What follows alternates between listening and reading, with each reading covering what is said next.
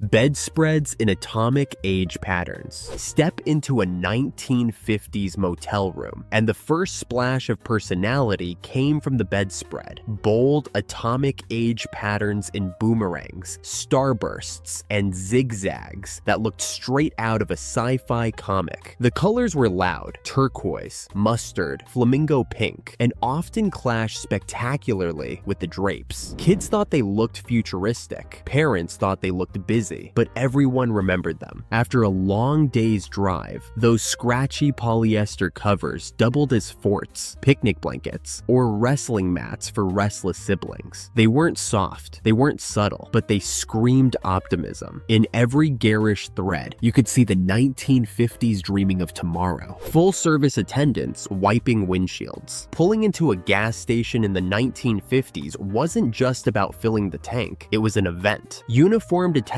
trotted out with big smiles, pumping gas, checking oil, and wiping down windshields until they gleamed. Kids pressed their noses to the glass, mesmerized by the squeak of the squeegee, while dad basked in the small luxury of not lifting a finger. Sometimes, they even checked tire pressure or topped off radiator water, all for the price of a few gallons. It wasn't just service, it was ritual. Today, we pump our own, but back then, service came standard with a smile. Glass oil bottles with spouts. In the 1950s, gas stations kept rows of sturdy glass oil bottles fitted with long metal spouts, ready for topping off thirsty engines. Each bottle looked more like something from a milkman's cart than a mechanic's shop, filled with golden liquid that caught the sunlight. Attendants would stride out, grab one, and pour with practiced ease, oil glugging into the motor, while kids watched the shiny stream with fascination. When empty, the bottles were washed, refilled, and set back in their racks, a far cry from today's disposable plastic quarts. Practical, reusable, and oddly elegant, they made car care feel ceremonial. Free road maps with every fill-up. Back when GPS was still science fiction, a full tank of gas often came with a bonus: a crisp, fold-out road map handed over by the smiling station attendant, printed in bold colors and smelling faintly of ink. These maps turned glove compartments into miniature libraries of highways and byways. Families spread them across dashboards, tracing routes with fingers, while kids argued over who got to be the navigator. Best of all, they were free, a little perk that made travelers feel cared for. Today, we tap our screens for directions, but nothing matched the charm of those paper promises of adventure. Texaco star signs glowing at night, night. On dark stretches of highway, the glowing Texaco star was a beacon of safety and civilization. Perched high on poles, those red and white signs shone like friendly lighthouses, guiding weary travelers to gas, restrooms, and maybe a cold soda. Kids spotted them first, shouting, "There's one!" while parents sighed in relief, knowing the tank wouldn't run dry. The neon hum and gentle flicker made the star feel almost alive, a guardian of the open road. Long before 24-hour convenience stores, that glowing emblem was comfort itself, proof that no matter how far you'd gone, the road would always take care of you. Restrooms with men and ladies painted boldly. Gas station rest stops in the 1950s didn't bother with sleek icons or subtle signage. Instead, the doors shouted their purpose with bold paint: men and ladies, often in blocky letters big enough to read from the pumps. Sometimes the words were hand-painted, a little crooked, maybe peeling in the sun, but they got the job done. Kids giggled at the formality of ladies, while dads joked about how far away the men's room always seemed. Simple, blunt, and a little charming, those restrooms weren't glamorous, but after miles on the highway, their plain labels felt like a welcome sight. Gas station pennants waving. Nothing drew travelers off the highway quite like a forest of colorful pennants, flapping wildly above a 1950s gas station. Strung from poles and fluttering in the wind, they turned an ordinary stop into a miniature carnival. Reds, yellows, and blues snapped overhead, while kids tugged at their parents' sleeves, certain this station must be special. In reality, it was the same gas, same oil, same soda machine, but the pennants sold the dream of excitement. They caught the eye, lifted the mood, and made filling up feel festive. A little fabric on a string turned fuel into celebration. S&H green stamps giveaways. In the 1950s, filling up the tank often came with a bonus: books of S&H green stamps, handed out like treasure. Attendants peeled them from rolls, and moms eagerly tucked them into purses, already planning what household goodie they'd buy once enough pages were filled. Kids got the job of licking and sticking them into redemption books, their tongues turning papery and bitter from the glue. Eventually, those stamps could be traded for toasters, lamps, or even furniture, making every stop at the pump feel like a step toward a prize. Gasoline fueled the car, but green stamps fueled dreams. Air pumps for tires, free. In the 1950s, pulling into a gas station meant more than just topping off the tank. It was a chance to fill your tires without dropping a dime. The air pumps stood tall and sturdy, hissing like steam engines, as dads crouched down with the gauge, checking pressure by instinct more than science. Kids loved the rush of air and the squeal of the valve, sometimes sneaking a blast just to hear the sound. Nobody worried about swiping a credit card or feeding quarters into a slot. Air was simply part of the service, as natural and free as the open road. Soda machines dispensing ice-cold bottles. At every gas station or motel in the 1950s, the clunky soda machine was a siren song to road-weary travelers. For a dime, you'd slide a coin into the slot, yank open the heavy metal door, and pull out a frosty glass bottle of Coke, Knee-High, or RC Cola. The bottles clinked together inside like hidden treasure, each one icy cold from resting in a chilled water bath. Kids fought over flavors, parents savored a brief caffeine jolt, and the unmistakable pop of the cap signaled refreshment. Simple, reliable, and wonderfully cold, those machines turned pit stops into tiny celebrations. Attendants calling you sir and ma'am. In the 1950s, a stop at the gas station came with more than fuel. It came with formality. Attendants in crisp uniforms greeted every customer with a polite sir or ma'am, no matter how dusty the car or cranky the driver. The titles carried a sense of respect, a small reminder that even in the middle of nowhere, you mattered. Kids sat up straighter hearing their parents addressed so grandly, while mom and dad basked in the tiny dignity of it. It was customer service with a touch of ceremony, long before anyone traded pleasantries for pump it yourself. Dad refusing to ask for directions. No 1950s road trip was complete without the legendary standoff between dad and the map. Lost on some back road, mom would gently suggest pulling over to ask a local for help, but dad Dad's pride was as big as the tail fins on the car. "I know where we are," he'd mutter, squinting at mile markers that meant nothing. Hours later, the kids were restless, the sandwiches were gone, and the gas gauge was flirting with empty. Still, asking directions felt like defeat. It wasn't just about the map, it was about manhood. Getting lost was temporary. Admitting it, unthinkable. Mom rationing snacks like wartime. On 1950s road trips, Mom was the undisputed keeper of the cooler, and she guarded it with the vigilance of a quartermaster. Snacks weren't dumped out all at once. They were doled carefully, piece by piece, as if every graham cracker stick were a precious ration. Kids begged for more, swearing they were starving, while Mom held firm, reminding them the next town might not have a diner open. Her system kept the sandwiches from vanishing before noon, and the knee-high bottles from disappearing in one gulp. Strict? Yes. But without her careful rationing, the family might not have made it past county lines. Kids yelling, "Are we there yet?" Few phrases echo louder in the lore of 1950s road trips than the eternal chorus, "Are we there yet?" It usually started 10 minutes after leaving the driveway, repeated with increasing urgency as the miles dragged on. Parents sighed, offered vague promises, "Almost there," and sometimes threatened to turn this car around, though no one believed they actually would. For kids, the question wasn't just about distance. It was about impatience, boredom, and the endless horizon outside the window. Annoying? Absolutely. But it was also the soundtrack of family travel, proof that the journey itself was often longer than childhood patience. Older siblings squishing younger ones. Back when back seats were wide but not infinite, sibling politics ruled every mile. The oldest always claimed the best spot, usually by the window, leaving the youngest crammed in the middle like an unwilling armrest. "You're on my side," became the battle cry, with invisible boundary lines drawn across the seat. Elbows jabbed, knees nudged, and the occasional dramatic collapse onto a sibling sparked full-scale chaos. Parents tried refereeing with threats of stopping the car, but the squabbles were as inevitable as the road itself. Annoying in the moment, hilarious in hindsight, those squishy wars became part of the trip's folklore. Car sing-alongs gone wrong. At first, the idea of a family sing-along seemed wholesome, voices rising together to pass the miles. But on 1950s road trips, harmony was a fragile dream. Dad would start with gusto, Mom tried to keep everyone on pitch, and the kids quickly derailed the whole thing by shouting lyrics off-key or swapping in nonsense words. Soon the chorus dissolved into chaos, giggles, groans, and Dad muttering that no one respected the classics. What began as "she'll be coming round the mountain" usually ended in bickering or sulky silence. Still, even the disasters left behind memories louder than the music. Grandma handing out peppermints. On many 1950s road trips, Grandma rode along in the back seat, armed with her secret weapon, a crinkly purse full of peppermints. She'd press the striped candies into sticky little hands whenever tempers flared or motion sickness loomed. The sharp, cool sweetness was a cure-all, calming queasy stomachs, quieting whining, and buying parents a few blessed minutes of peace. Sometimes the mints were slightly dusty from sitting too long at the bottom of her bag, but no one complained. To kids, they tasted like comfort. To Grandma, they were love disguised as candy. Small, simple, and unforgettable, peppermints sweetened the miles. Cigarette smoke fogging the back seat. In the 1950s, smoking wasn't just common, it was practically expected, even on family road trips. Dad lit up behind the wheel, Mom followed suit, and soon the car filled with a hazy cloud that turned sunlight into golden streaks. Kids in the back coughed dramatically or waved their hands like little fans, but no one thought much of it. Smoking was as natural as rolling down a window. The ashtray in every door overflowed. The upholstery carried the smell for weeks, and yet it felt normal. Looking back, that smoky fog was less fresh air, more family atmosphere, quite literally. Family photo ops at roadside signs. Every road trip in the 1950s required at least one corny photo in front of a giant roadside sign, whether it was "Welcome to Arizona" or a hand-painted billboard for the world's largest ball of twine. Dad insisted everyone pile out of the car, squinting into the sun while he lined up the shot. Kids groaned, mom fixed stray hair, and grandma smiled like it was the family portrait of the century. The snapshots always came out a little crooked, with someone blinking or half cut out, but they became treasured keepsakes. The signs marked progress. The photos marked memory. Complaining about gas being 25 cents. It sounds absurd now, but in the 1950s, some drivers grumbled about gasoline costing a whole 25 cents a gallon. Dad would sigh at the pump, muttering about how prices were getting out of hand, while mom reminded him it still beat the cost of train tickets. Kids listened, confused at how a quarter could possibly be expensive, especially when it bought them a soda and a candy bar combined. Looking back, it's almost funny. What seemed like creeping inflation then feels like a dream bargain today. Still, complaining about gas prices, that's one road trip tradition that never went out of style. Family prayers before long drives. In the 1950s, hitting the open road often began with bowed heads and folded hands. Before dad turned the key, mom might offer a short prayer for safe travels, asking for protection over the car, the kids, and the endless miles ahead. Sometimes it was quiet and solemn. Other times, a quick ritual before the chaos of sandwiches and suitcases took over. Kids peeked with one eye open, impatient to get moving, but they still felt the weight of the moment. It wasn't just tradition, it was reassurance, a way of placing faith in something greater than a roadmap or a tank of gas. Brown Samsonite suitcases, stacked in the trunk like stubborn bricks. Brown Samsonite suitcases were the unspoken symbol of 1950s travel. Built tough with hard shells and shiny clasps, they could withstand being dropped, kicked, or sat on by a fidgety kid waiting for dad to finish packing. Inside, clothes were folded with military precision by mom, though they always ended up rumpled by the time the trunk was slammed shut. Kids tried to guess which one held the snacks or toys, while dad grumbled about fitting them all like a game of luggage Tetris. Heavy, clunky, and dependable, Samsonite carried the American road trip on its square shoulders. Road maps folded incorrectly, always. Every family car in the 1950s had at least one road map that looked like it had survived a small tornado. Dad would unfold it across the dashboard, tracing routes with his finger, while mom tried and failed to fold it back the way it came. No matter how carefully she creased, the map puffed up like an accordion or bulged at odd angles, never quite flat again. Kids watched the struggle with amusement, offering help that only made it worse. The maps still did their job, guiding families mile after mile, but once opened, they were doomed to permanent imperfection. Iceboxes versus portable coolers. Before sleek plastic coolers conquered the road trip, families packed their provisions in bulky iceboxes, often made of metal, heavy as a toddler, and prone to leaking. They did the job, sort of, but by midday, the melting ice turned sandwiches into soggy science experiments. Portable coolers, with their lighter build and sturdier lids, began creeping in during the 1950s, promising a more reliable way to keep Nehi sodas and fried chicken cold. Still, plenty of families clung to the old iceboxes, dented from years of service. Whether clunky or modern, both were essential companions on the long, hot highway. Polaroid cameras capturing blurry smiles. In the 1950s, the Polaroid camera was nothing short of magic. Families no longer had to wait weeks for film to be developed. They could snap a picture at a roadside stop and watch it fade into view right before their eyes. The results weren't perfect. Half the photos were blurry, someone was always blinking, and the colors looked a little ghostly. But none of that mattered. Kids crowded around, waving the damp print like it might dry faster, while parents marveled at the instant keepsake. Blurry or not, Polaroids captured the joy of the journey in real time, smudges included. Camp stoves fueled by white gas. For families who skipped diners and motels, the trusty white gas camp stove was the heart of roadside dining in the 1950s. Dad would haul it out of the trunk, fiddle with knobs, and pump it like he was priming a rocket launch, while mom unpacked beans, bacon, or maybe a can of soup. Soon, the blue flame hissed to life, heating eating breakfast or dinner right there on a picnic table, or sometimes the car bumper. The smell of fuel clung to everything, and singed eyebrows weren't uncommon, but those stoves turned a patch of roadside grass into a family kitchen. Canvas water bags hung on car grills. In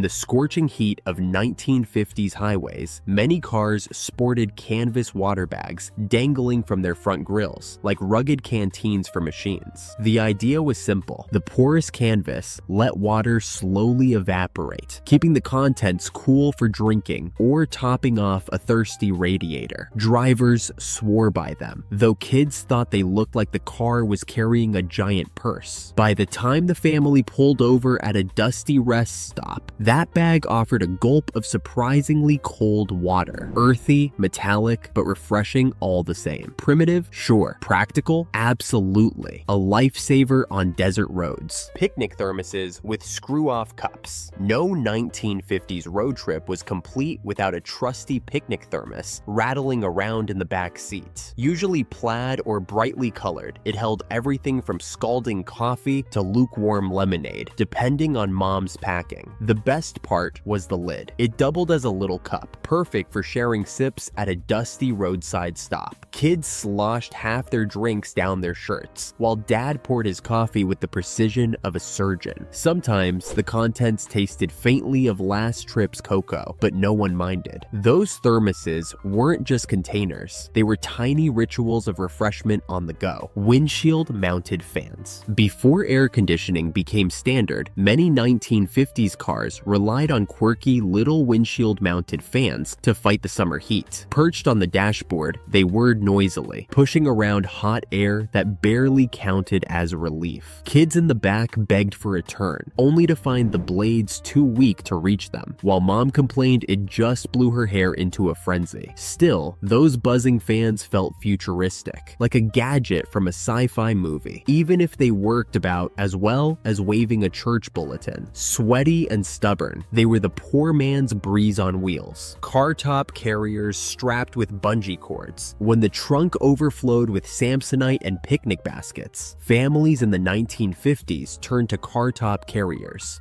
Bulky boxes or canvas bags lashed down with an optimistic number of bungee cords. They rattled on the roof as the car barreled down the highway, straps flapping like flags of surrender. Dad swore he tied them tight, while mom eyed every gust of wind with suspicion. Kids craned their necks to see if anything flew off, secretly hoping for the drama. Inelegant but necessary, those rooftop carriers turned every sedan into a rolling pack mule, hauling dreams and sometimes underwear across the open road. Bug deflectors on hoods. Summer road trips in the 1950s meant endless splatters of bugs decorating windshields like abstract art. Enter the bug deflector, a curved strip of plexiglass mounted to the car's hood, advertised as the miracle cure for insect carnage. In reality, it deflected some bugs, sure, but plenty still met their end with a wet smack against the glass. Dads swore it made a difference, while moms kept a stash of paper towels and Windex handy for pit stops. Kids thought the deflector made the car look like it had a tiny windshield of its own. Useful? Debatable. Iconic? Absolutely. Segregated facilities in the South. Not every memory of 1950s road trips was carefree. In the American South, families encountered rest stops, diners, and gas stations marked by stark signs, whites only and colored. For black travelers, the open road carried risks as real as flat tires, making guides like the Negro Motorist Green Book essential for finding safe places to eat, sleep, and refuel. White families often passed these signs without much thought, but their presence shaped the era's landscape of travel. It's a sobering reminder that behind the neon lights and roadside fun, the highway also mirrored America's deep divisions and inequalities. Billboard bombardments. Highways in the 1950s weren't just roads, they were gauntlets of advertising. Every mile seemed lined with billboards shouting in bold fonts and garish colors. Diners promising the best pie in America. Motels boasting TV in every room. room, or roadside attractions insisting you exit now. Kids pressed their noses to the glass, reading every sign like it was gospel, while parents grumbled about distractions cluttering the scenery. Some boards stretched for miles, teasing a single stop with countdown messages until surrender was inevitable. Subtle? Not a chance. The road itself became a rolling carnival of persuasion, one billboard at a time. Route 66 romance. In the 1950s, no highway carried more magic than Route 66. It wasn't just a road, it was America's main street, stretching from Chicago to California in a ribbon of freedom and promise. Families piled into their cars, dreaming of neon motels, desert sunsets, and maybe even a brush with Hollywood at the end. Songs, postcards, and TV shows turned it into legend, a place where the journey mattered as much as the destination. Cracked pavement and dusty diners didn't dim its glow. For mid-century travelers, Route 66 wasn't just asphalt. It was adventure, optimism, and romance paved into the American dream. Local radio preachers booming. Twist the AM dial on a 1950s road trip, and sooner or later, a fiery local preacher would come roaring through the static. His voice thundered about sin, salvation, and the urgency of repentance, rattling the tinny car speaker like it was Judgment Day on wheels. Kids in the back fidgeted, mom nodded politely, and dad usually twisted the dial again in search of Elvis or Hank Williams. Still, those voices were impossible to forget. Part sermon, part performance, echoing across endless miles of farmland. Whether you listened or not, the preacher's booming cadence became part of the soundtrack of the open road. Hand-painted diner menus. Step into a roadside diner in the 1950s, and chances were the menu wasn't printed, it was painted. Chalkboards, wooden signs, or even the walls themselves boasted neat, looping letters advertising meatloaf special 35 cents, or homemade pie 10 cents a slice. Colors often clashed. Spelling was sometimes creative, but the charm was undeniable. Kids pointed at milkshakes written in bright red, while parents squinted at fading prices under buzzing neon. Unlike today's laminated uniformity, every hand-painted menu carried the fingerprint of the owner, a little art gallery of roadside hospitality. It wasn't just food, it was personality served up with mashed potatoes. Roadhouse jukeboxes. In the 1950s, roadhouses and diners practically pulsed with the glow and hum of jukeboxes, their chrome trim and swirling lights promising instant escape. Drop in a nickel, press a big clunky button, and suddenly the room filled with Elvis, Hank Williams, or Patti Page. Kids crowded around, mesmerized by the mechanical shuffle of records, while teens argued over who got the next pick. Parents pretended to be annoyed, but secretly tapped their feet under the table. More than background music, jukeboxes gave every roadside stop a heartbeat, proof that even on dusty highways, America was dancing its way into the future. Mail-order motel directories. Before GPS apps or even reliable travel agents, families on 1950s road trips relied on thick mail-order motel directories. These books, often free from auto clubs or gas stations, listed lodging options state by state, complete with tiny black and white photos and glowing descriptions. Parents flipped through them in the passenger seat, circling possibilities with a pen while kids begged for one with a pool. Of course, the glossy promises rarely matched reality. A spacious room might mean a drafty shack, but the directories gave travelers a sense of control. They were the analog Yelp of their day, guiding families 1 mile at a time. State welcome centers with free juice. Crossing a state line in the 1950s often meant more than a new license plate count. It meant pulling into a welcome center where friendly attendants handed out free brochures, maps, and sometimes even a paper cup of juice. For kids, that tiny Dixie cup of orange or apple juice felt like a grand celebration, a sugary toast to new horizons. Parents stretched their legs, collected pamphlets touting local attractions, and snapped a quick photo by the Welcome to Mwabera sign. It was hospitality served simple and sweet, a roadside reminder that travel wasn't just about the miles. It was about arrival. Patriotic displays, flags, and eagles. On 1950s highways, patriotism waved as boldly as the pennants over gas stations. Roadside businesses and motels often decorated their signs with American flags, bald eagles, or red, white, and blue paint jobs. A proud nod to post-war optimism. Neon eagles spread their wings over service stations, while diners flew flags that snapped in the breeze, visible from a mile away. For kids, it was just decoration. For parents, it was a reminder of national pride and prosperity after years of war. Subtle? Not at all. But in the glow of the open road, those patriotic flourishes turned commerce into a kind of celebration. Roadside sermons on barn walls. In the 1950s, highways doubled as pulpits, thanks to barns painted with bold heaven or hell messages. Prepare to meet thy God, or Jesus saves, loomed across weathered boards, impossible for travelers to ignore. Kids in the back seat whispered nervously, while parents exchanged glances somewhere between reverence and eye-rolling. The sermons weren't subtle. Giant letters in white or yellow against faded red wood shouted their urgency to every passing driver. Whether seen as warning or comfort, these painted barns became landmarks of their own. Long before billboards for fast food or casinos, the roadside preacher's canvas was rural America itself. Hot vinyl sticking to legs. Summertime road trips in the 1950s meant one unavoidable truth. Vinyl seats turned into frying pans under the sun. Slide onto one in shorts, and you'd immediately regret your life choices as your skin welded itself to the upholstery. Kids squirmed and yelped, peeling themselves off with dramatic flair, while parents just told them to tough it out. Towels or picnic blankets sometimes offered relief, but mostly it was a sweaty rite of passage. The smell of sun-baked vinyl mingled with gasoline and dust, creating a sensory memory no air-conditioned SUV could ever replicate. Painful? Yes. Iconic? Absolutely. Windows down, hair whipped wild. Before air conditioning ruled the road, the 1950s highway breeze was the family's best cooling system. Windows cranked all the way down turned the car into a wind tunnel, hair flying in every direction, cheeks puffed out like balloons. Kids leaned into the gusts, pretending to be pilots, while mom clutched her scarf in a losing battle. The roar of the wind drowned out conversation, but it also carried the sweet smell of fields,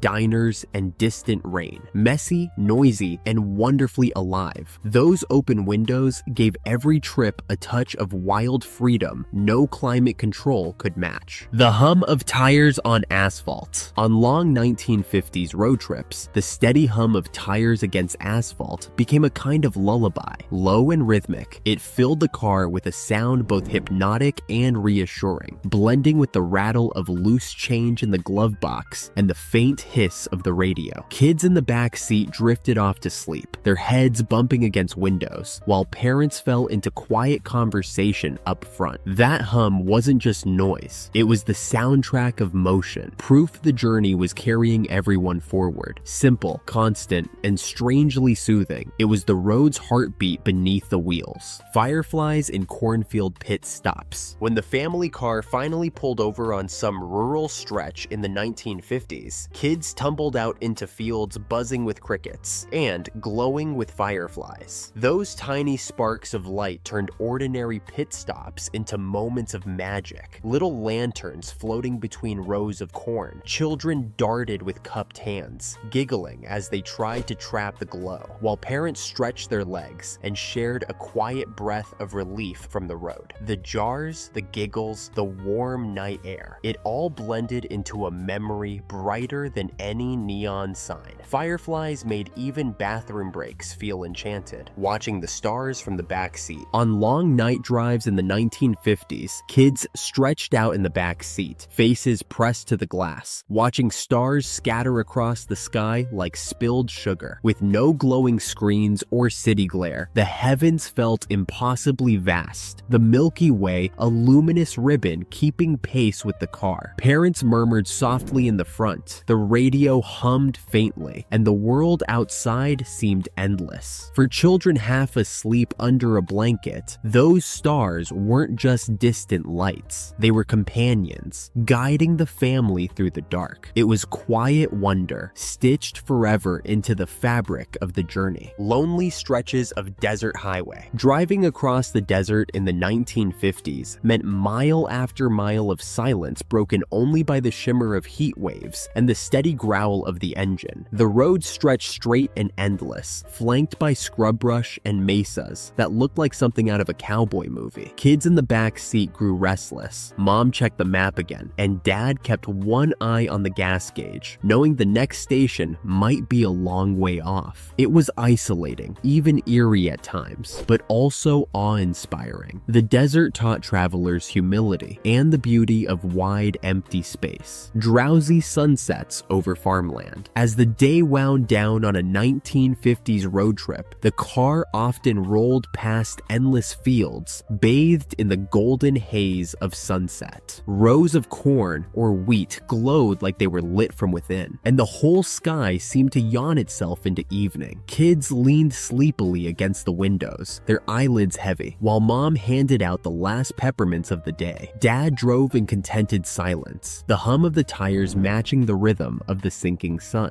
It was peaceful, almost hypnotic, proof that sometimes the best part of the journey wasn't arriving, but watching the world grow soft and drowsy outside the window. Singing with strangers at gas pumps. On 1950s road trips, gas stations weren't just pit stops, they were meeting grounds. Families pulled in alongside other travelers, and sometimes, in the warm glow of neon and the smell of gasoline, songs broke out. A dad humming a Hank Williams tune might be joined by another voice across the pumps, kids chiming in with shy giggles until the whole stop felt like an impromptu concert. It wasn't planned, it wasn't polished, but it was communal joy, strangers bound together for a moment by melody and the road. By the time tanks were full, everyone left smiling, spirits lighter than their wallets. That first glimpse of the ocean after miles. For families driving west in the 1950s, nothing compared to the moment when the horizon finally shifted and the ocean appeared, vast, glittering, and impossibly blue. After endless miles of farmland, deserts, or crowded highways, that first glimpse felt like a reward, a secret unveiled just for them. Kids pressed their faces to the glass, squealing, while Mom smiled in relief and Dad relaxed his grip on the wheel. The salty breeze slipped through open windows, carrying the promise of sandcastles and sunburns. It wasn't just water, it was freedom, adventure, and the exclamation point at the end of the journey. The bittersweet silence after arrival. When the car finally rolled to a stop at its destination, the chatter, the songs, even the bickering faded into an almost sacred quiet. Suitcases sat unopened, kids slumped half asleep, and parents shared a weary look that said, "We made it." The silence wasn't just relief, it carried a twinge of sadness too. The journey, with all its chaos and laughter, was over, replaced by the stillness of arrival. The road had been alive with sound, but now came the pause, the exhale, the moment of reflection.